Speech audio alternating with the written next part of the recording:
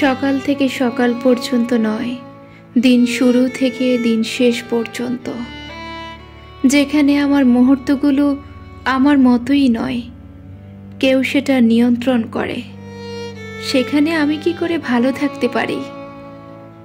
মানুষটাকে ভালোবাসতে গিয়ে মাথা নিচু করতে করতে আজ আমি সত্যিই যেন কৃতদাস হয়ে গেছি।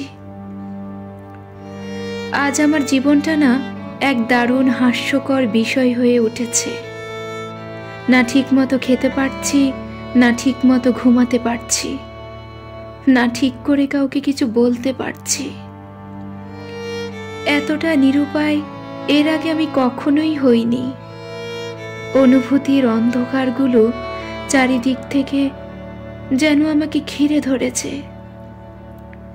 একাকিত্ব যে কতটা ভয়ঙ্কর রূপ নিতে পারে সেটা আজ আমি প্রতিটা মুহূর্তেই অনুভব করছি।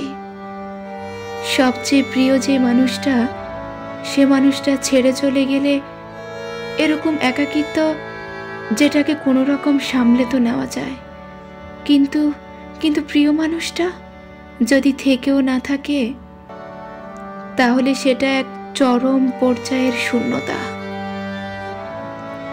আর এই শূন্যতা নিয়ে মানুষটা যে কখনো শান্তিতে একবেলা ঘুমাতেও পারে না। বুকের ভিতরটা যদি এমন অস্থিরতায় ভরে থাকে, তাহলে ঠিক করে ঘুমানো তো দূরের কথা, সকাল থেকে সকাল পর্যন্ত বেঁচে থাকাটাই কঠিন হয়ে দাঁড়ায়।